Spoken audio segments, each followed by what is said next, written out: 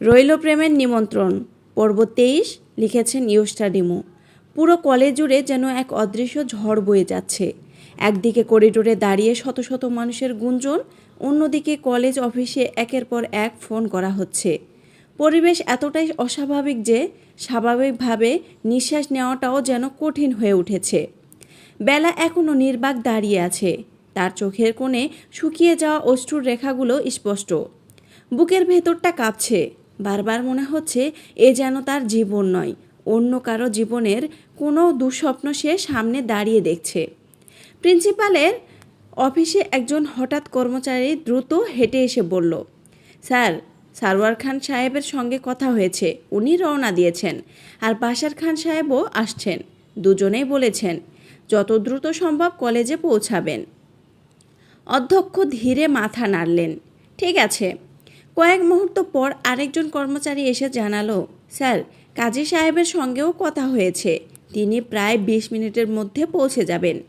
এই বাক্যটি আবারও চারদিকে বিস্ময়ে ঢেউ তুলল। সত্যি তাহলে বিয়ে হবে? এটা কি সম্ভব? কলেজে এমন ঘটনা কোনোদিনও শুনিনি।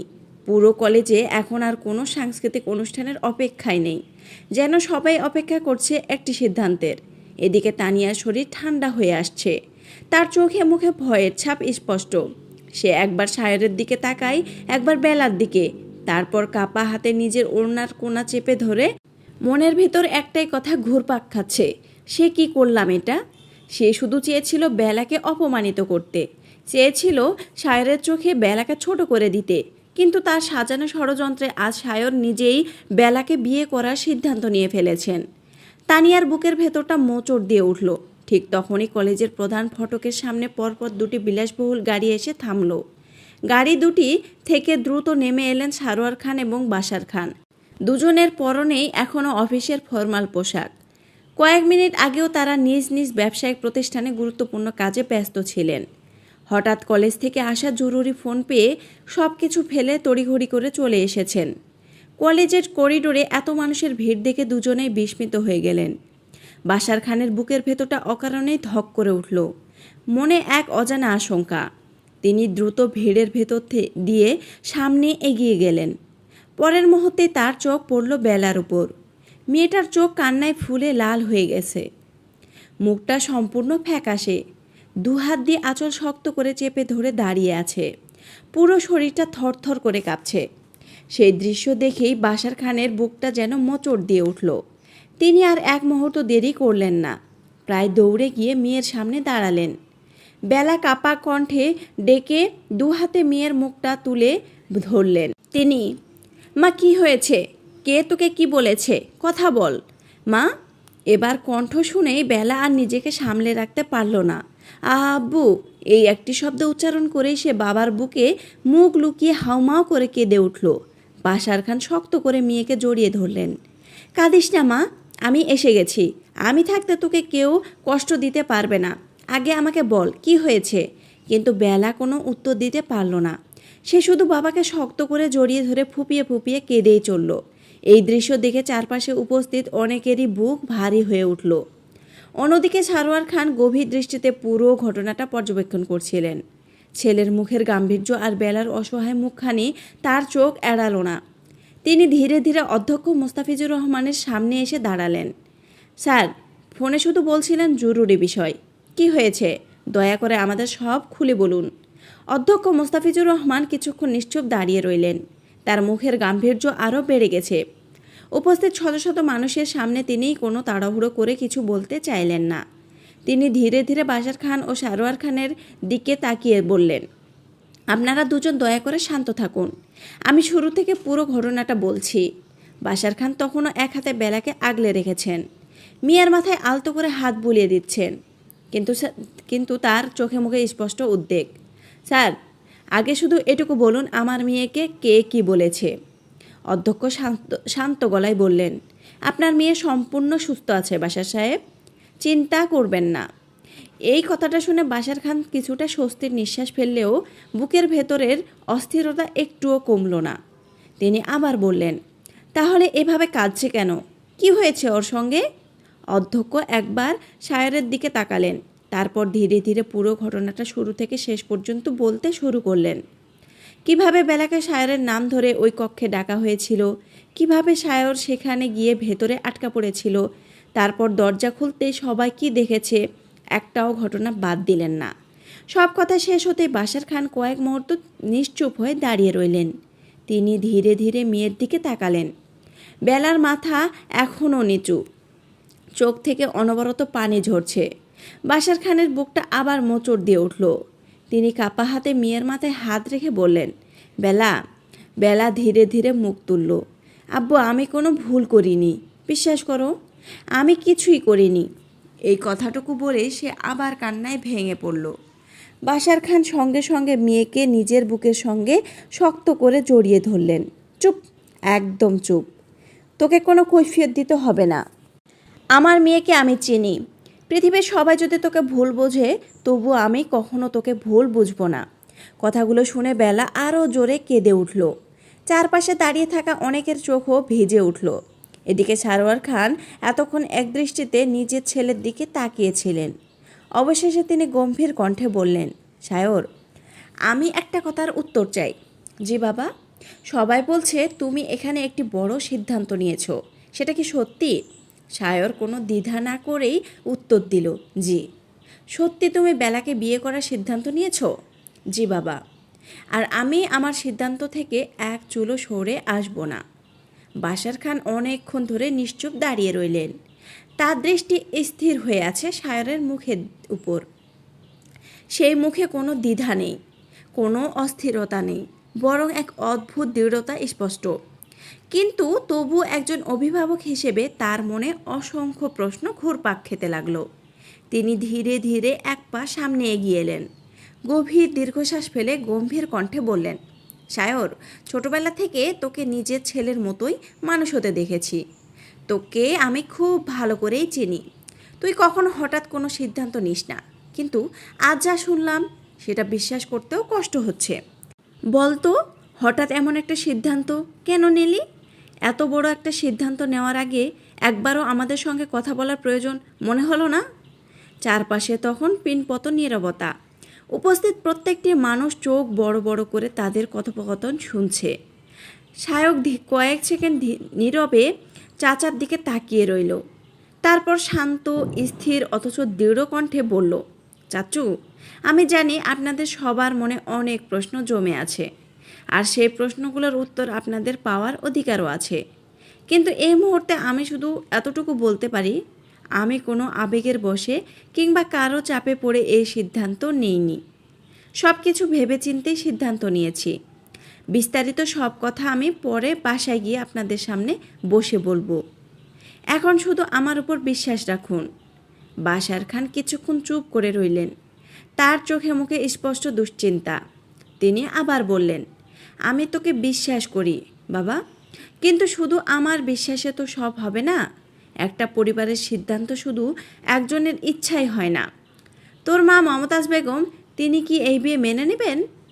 আমি তো তাকে চিনি, তিনি খুব সহজে রাজি হবেন না। বরং এই সিদ্ধান্ত শুনে হয়তো অনেক কোনো বড় ঘটনা ঘটিয়ে ফেলবে। সায়রের চোখে বিন্দুমাত্র দ্বিধা দেখা গেল না। সে দৃঢ় কণ্ঠে উত্তর দিল, আম্মু কি বলবেন, পরে কি হবে, কে রাজি হবে আর কে হবে না, সেসবের দায়িত্ব আমার। আমি নিজেই সব সামলাবো, কাউকে কোনো সমস্যার মধ্যে পড়তে দেব না।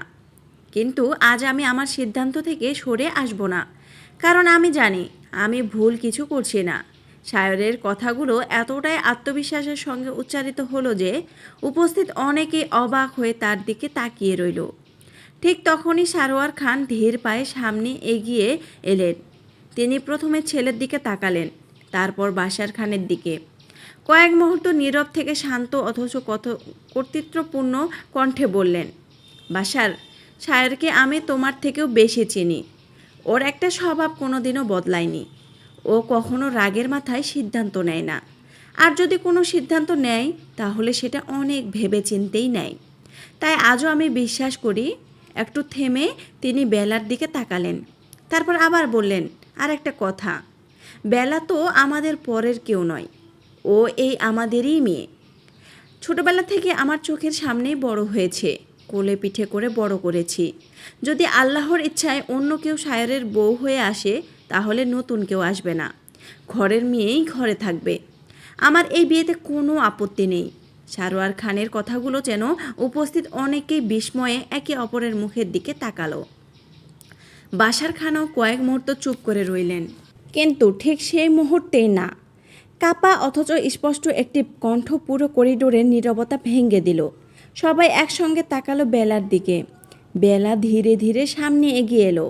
তার চোখ দুটো এখনও কান্নায় ভেজা, মুখটা ফ্যাকাশে, ঠোঁট কাঁপছে, তবুও সে নিজেকে শক্ত রাখার চেষ্টা করছে।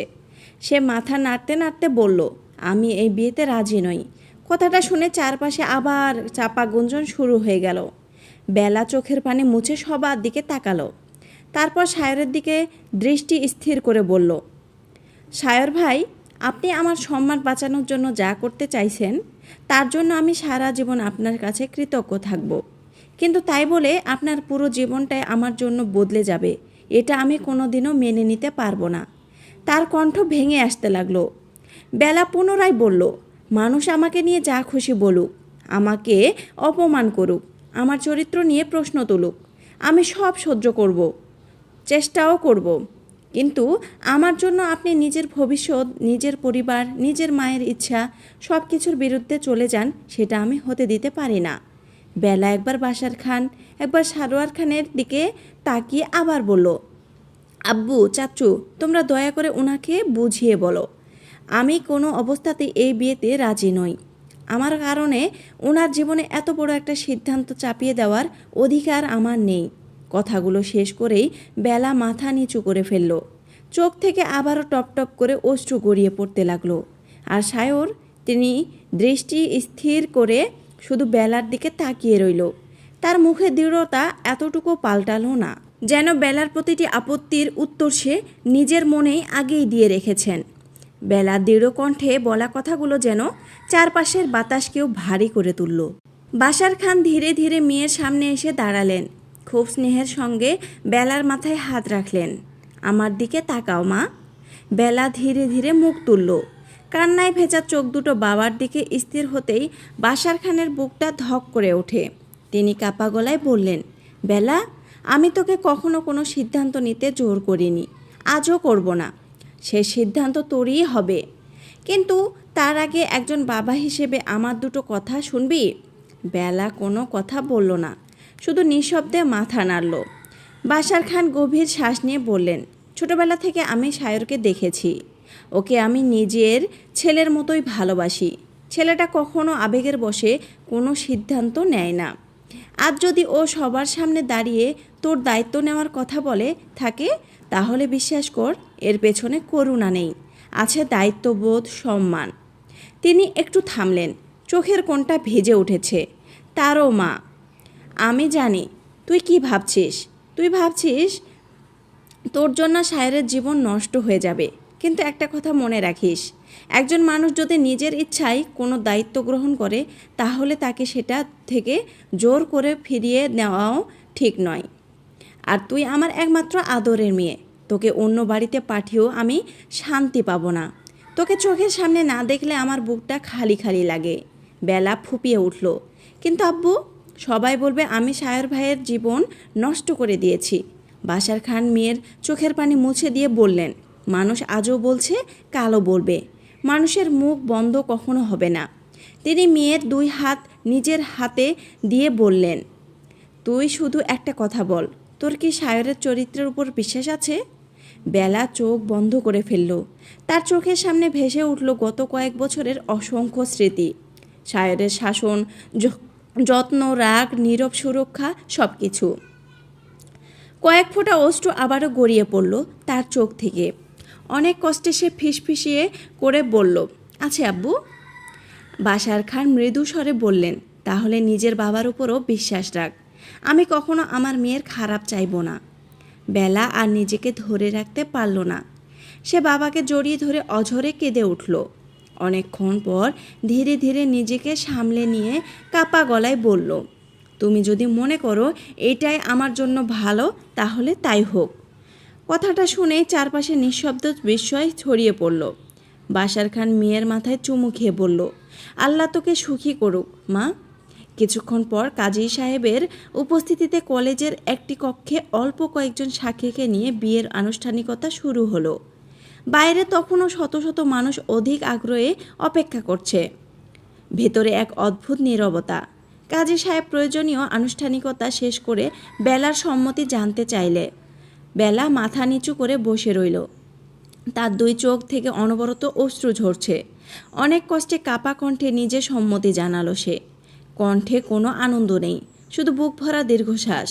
আর তানিয়া যেন পাথরের মূর্তির মতো এক জায়গায় দাঁড়িয়ে রইল।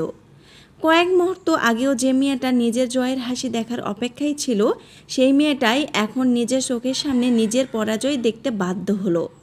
তার কানে বারবার ভেসে আসছে কাজীর উচ্চারিত সেই কয়েকটি শব্দ, আর সেই সঙ্গে বেলা ও সায়রের বিয়ে সম্পূর্ণ হওয়ার ঘোষণা। প্রতিটি শব্দ যেন হাতুড়ির আঘাতের মতো এসে আশ্রয় পড়ছে তার বুকের ভেতর। অন্যদিকে সায়র পুরো সময়টাতেই নিশ্চুপ, তার মুখে কোনো হাসি নেই, শুধু গভীর স্থির এক দৃষ্টি। বারবার তার চোখ চলে যাচ্ছে বেলার দিকে। বিয়ের সব আনুষ্ঠানিকতা শেষ হতেই বেলা আবারও ভেঙে পড়ল। ইরা তাকে জড়িয়ে ধরে কাঁদছে। বাশার খান চোখের পানি লুকানোর চেষ্টা করছেন। সারোয়ার খান দীর্ঘশ্বাস ফেলে আকাশের দিকে তাকালেন।